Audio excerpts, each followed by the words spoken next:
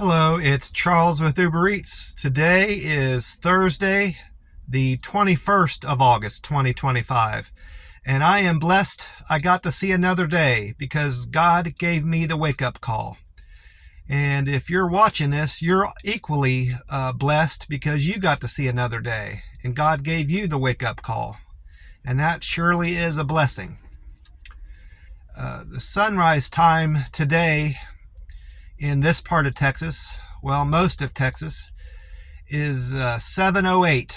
And assuming I don't have to redo this video for whatever reason, if the battery heats up or I made a mistake and mentioned something I'm not supposed to mention or a name I'm not supposed to say, the time is 7:20. So it's just about 11 minutes, 12 minutes after sunrise down here in the Rio Grande Valley. I did check Google this morning, and also there's a bank sign on the way out of my house on the main road that also presents the time and the weather and the temperature. And according to both of those things, it's 78 degrees this morning.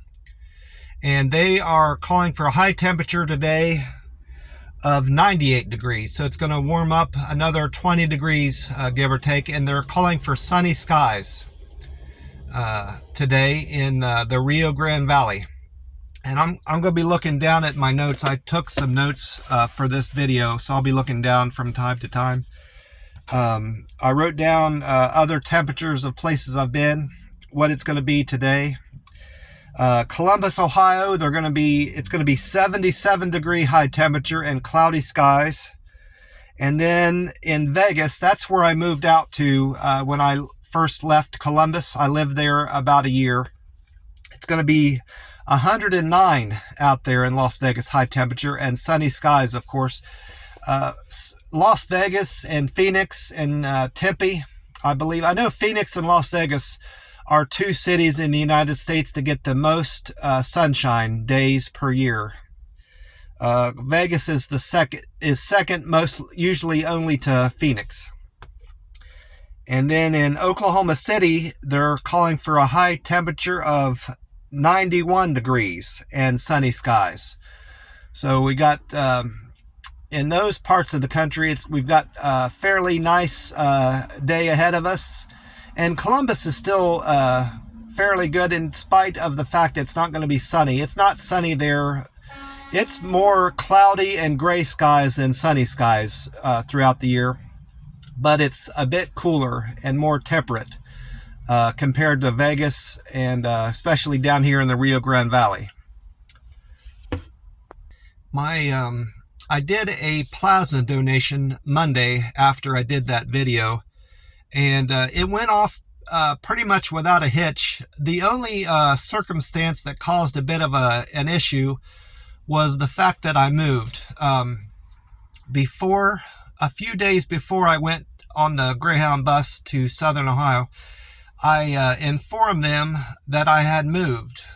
I was in the process of moving. I was technically still in the old place, but I had moved some stuff into the new place, and I said, I presented them with a bank statement that the bank printed off that shows my new address.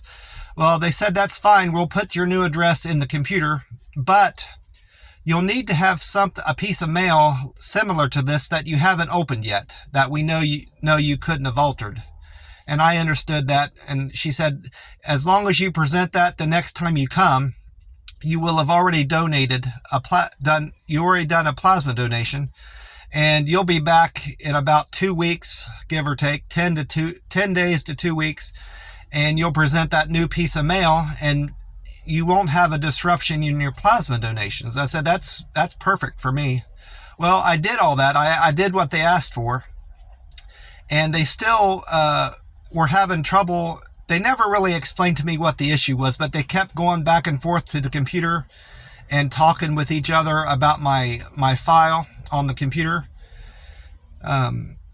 This is all after I had done my testing, to check my temperature, my weight, my iron, my protein, and all this and asking me and after I'd answered all the questions on their computer, if I felt well today, if there's been any changes in my people that I live with, if I've recently donated blood, if I moved and all this. Well, none of those questions were the issue that I was having with them Monday. It was all to do with the change of my address. But I think, looking back on it, I think the issue that they were having was they were having a new person that worked there confirm everything in the computer about me, because I had never seen her before. I've been going there for several weeks, maybe a couple months now.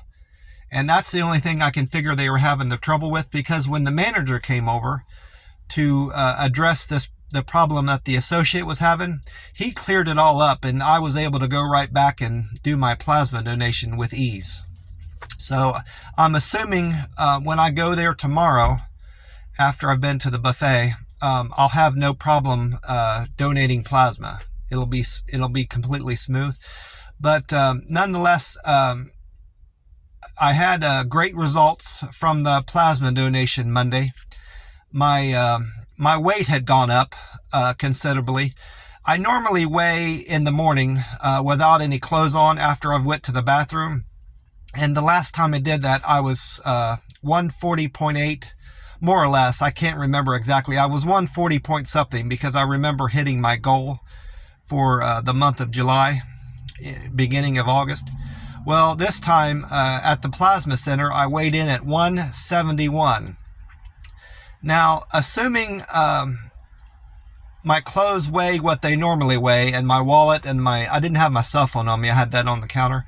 I'm assuming I'm around 165 or 164 in that ballpark.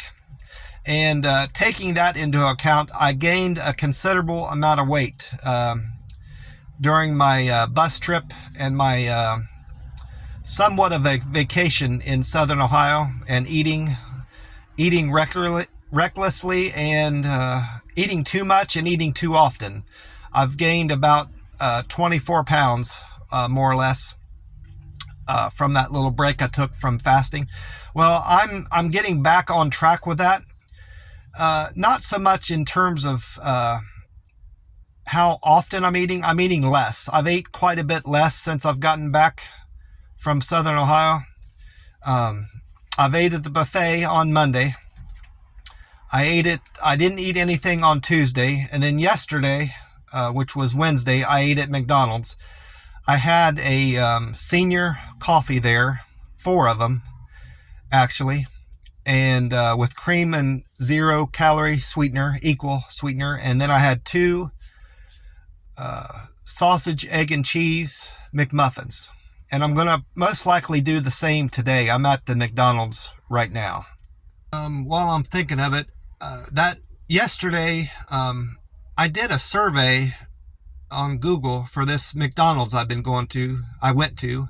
I can't say I've been going there. It's fairly new in my routine. I took a picture of my food and the receipt, and then I wrote up a fair review of the food and the restaurant, cleanliness and all that, and how friendly the people are there. I took that time to do that review, and I posted it. Well, for some reason, it's posted on my list of Google reviews, like my Google account of places I've reviewed and surveyed from place to place I've lived. But no, I got that backwards. It's showing up on the restaurant's Google review, but it's not showing up on my list. I got that confused. So I saved everything. I went back in to the restaurant and saved my review and the pictures I took back onto my phone, and deleted everything. And I'm going to redo that review. I'm hoping it's just a glitch in the system, why it's not posting to my list of reviews I've done. That's happened in the past occasionally. I don't know why. It doesn't matter how long of a review I write, or how short, or how many pictures I post. It just happens from time to time. Once I do this Google review again, if it doesn't show up on my list, I'm just going to let it go and forget about it, and do other reviews of places down here in the valley when it when it meets my needs, at least, and when it suits me. And those may or may not post to my list of reviews. I can't figure out what the issue is. What I've found out that I like here at McDonald's, I found this out from visiting the McDonald's near my cousin's house. She put me on to ordering senior coffees to save some money. That's what she always does. So I was ordering senior coffees down there, not so much eating there. I did eat there a few times, but mostly I was going there to get coffee in the morning, walking down from her house across the highway to get to the McDonald's. I ate there and had coffee there, and I was getting 4 creams and 4 equals in my coffee there, and I'm doing the same thing up here. What I ordered yesterday was for a coffee, senior coffee, and I had 3 refills. And then I get 2 sausage, egg, and cheese McMuffins.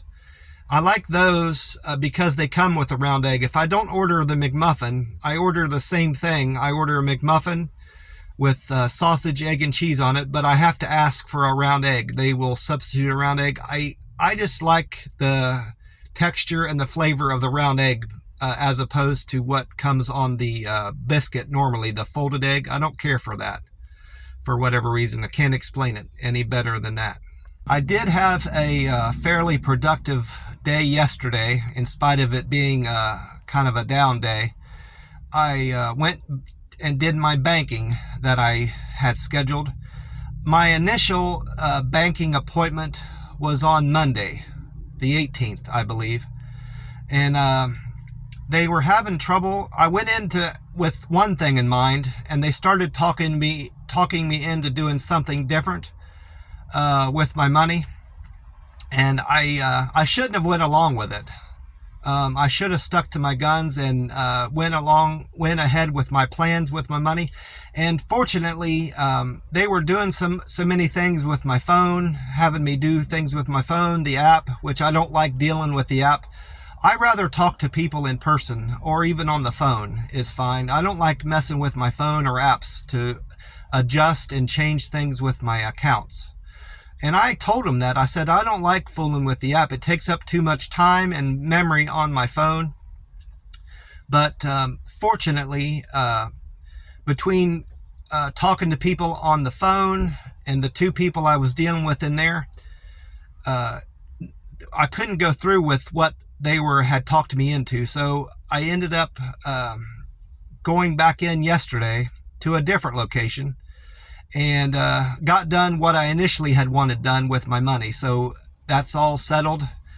And I don't have to go back to my bank to deal with that specific issue until the middle of January. So we got 5 months from now. I grew concerned with this talk I was having on Monday with the bankers, because it reminded me of the experience I had at the church I got involved with back in Las Vegas. One guy would go in and talk to you for a while, and then another guy would come in and talk to you about the same thing that they were talking about in a different way. I felt like I was being sold on something, and that also made me nervous. They're very aggressive in there. Not just the bank I deal with, but most banks, they kind of act like they're car salesmen. And anytime a banker starts trying to sell you on something that you're not interested in or showed no interest in initially, you got to be leery about that situation. And you have to think to yourself, why are they selling me on something that I didn't ask for initially? And why are they pushing all the advantages of the situation that you'll be putting yourself in with this new account? And why are they talking bad about what you're wanting to do? So you got to just stick with your guns and not allow them to talk you into something. Unfortunately, that didn't happen to me on Monday. I got everything squared away and like I like it yesterday when I went to the bank. I talked about yesterday being a productive day. Another thing I got accomplished yesterday not just talking to my cousin twice. I had 2 conversations by phone with my cousin that I had stayed with in Southern Ohio. I talked to her yesterday morning, I think after I left the McDonald's. It was, might have been before, I can't really remember. And then I talked to her later in the day for a longer period of time. And we discussed some family things and just things that she had planned for her day. And I talked about some things that I had been up to. And I also wrote her a letter, 8 pages. I use these, I don't write often enough to justify getting envelopes to mail to my aunt and my cousin. And if I can pick up a free envelope here or there, I don't see the harm in it. So I use, whenever I use a regular envelope and mail a regular letter that's not a card, I usually pick up these envelopes at my bank. So that's what I did. I got 3 or 4 more to mail out letters.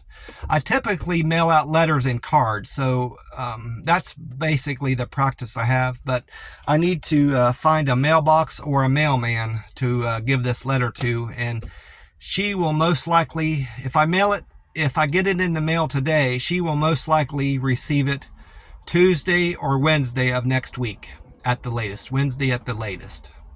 I also got to speak with my brother yesterday on the phone, which was I hadn't planned on talking to him yesterday. I text him frequently, more frequently as of late, but I hadn't intended on calling him, but a weird thing happened. So it might have been meant for me to talk to him. And I'll get onto that in a moment, what the meaning behind the call he made to me. But I'm still getting familiarized with my surroundings in this new place I moved to. So I'm still relying on GPS to get around this part of town. If I'm being fair, I was doing that up in Oklahoma, even when I was more familiar with that part of town. I just kind of do it out of habit. So anyway, I put the directions from the McDonald's back to my house into my phone, and it was, tracking me back to the house. Well, as soon as I got to the intersection where I'm going to turn on my road, I rebooted my phone to stop the Google and the GPS from telling me where to turn and all this. That's the easiest way I found to stop all that, is just reboot my phone. Well, my phone was still in the process of rebooting when I was getting into the door and walking down the hall. I put the mail away. The mail had come while I was there, and I put it in the drawer. Nothing for me. Came in the mail yesterday, at least. Well, I was back and getting undressed and back into my sleep clothes for the day, back there in my room, and my phone started ringing, making that ringing sound like I'm calling somebody. And I hadn't touched my phone since I had done the reboot. Well, I look at my phone to see why it's making that ringing sound, and it's calling my brother.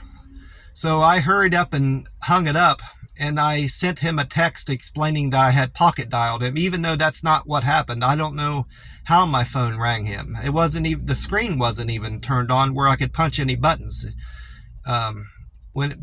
And I know this because whenever you do a reboot on my phone, and probably most cell phones, it goes back to the lock screen and you have to unlock your screen. Well, anyway, I think I've explained that enough. Well, I text him explaining to him why, he was getting called and that it wasn't intentional. And in the midst, while I'm texting him, he called me back, and I'm glad he did.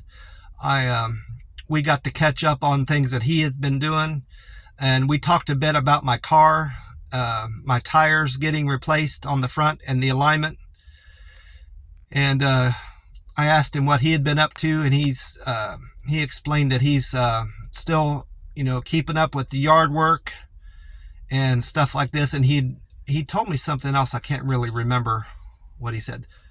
Oh, laundry. He said he was getting caught up on laundry also at the house. Well, during the course of our conversation, I had mentioned to him that I had a couple offers from one of my cousins to go swimming. in her swimming pool, and I was talking to him about how long it had been since I had been swimming, and I told him I turned down those offers because as of late, I've been having issues with getting water in my ear and getting an ear infection. I don't know if it's necessarily an ear infection. My ears just get sore if I don't get water cleared out of them from Q-tips, and I didn't want to risk that, particularly with swimming in a pool, because that would only compound that issue. And I didn't want to have an earache while I'm on my visit to Southern Ohio. More or less that was my concern, so I didn't go swimming. And that brought up thoughts in his head, my brother, about the dangers of swimming, I suppose. And we got on into a conversation about somebody he knew that jumped off several of his friends that he knew, not friends of my brother, an acquaintance of my brother told him, and then the acquaintance had friends that were all jumping off a bridge into a river that they had done several times before, and they knew that the area was safe, because they went down and swam around and tested how deep it was, made sure there wasn't any rocks that were very shallow under the water that they could hit their head on. And once they determined, and also my brother didn't mention this, but this is another concern that you need to be aware of if you're jumping off a bridge, anywhere that you're near a bridge. A lot of times there's rebar that had fallen off the bridge and down into the water, and you can impale yourself if you jump into the water. So I don't recommend jumping into any body of water that isn't clear and you can't see to the bottom of. But if you're going to do it, if you're going to jump off a bridge, make sure you test out to see if there's not any rebar sticking up also. But anyway, he had relayed a story that he had heard from a coworker. My brother told me all this about how his friends were all jumping off this bridge, and it looked clear. It looked like it was safe to do it, so they started jumping off. Well, one of his coworkers' buddies jumped off, and it happened. A log was floating by that you couldn't see. Sometimes, usually logs will float along and you can see them at the top of the water. Well, this log was down underneath, floating by, under the surface of the water a couple feet, and they couldn't see it. Well, he jumped in, and he didn't hit his head directly, but he hit his shoulder, my brother explained, and consequently broke several bones in his upper body and suffered a head injury to this. So that's just another reason why I don't jump into bodies of water like this. If I want to go swimming, I'll jump in, but I'm not going to jump from a height more than a couple feet. And I'm going to be cautious anytime I swim in a stream, a lake, or a pond of snakes. That's my biggest fear, is getting bit by a snake if I go swimming like that. I can't remember if I mentioned my readings. I may have, but if this is the second time I've mentioned this, I'm going to go ahead and do it regardless. My blood pressure on Monday, when I did the plasma donation, was 111/68. Pulse was 96. Temperature 98.6. My iron was good. I don't really check my number on my iron, because it hasn't been an issue. My protein is what's been an issue, the biggest problem I've had with my plasma center donations, and my protein was superb. It was 7.2 Monday. And I had my favorite clinician. I suppose that's the right word for somebody that does your plasma draw, a clinician. I had my favorite one do my plasma draw yesterday, so that I had a great day Monday all around.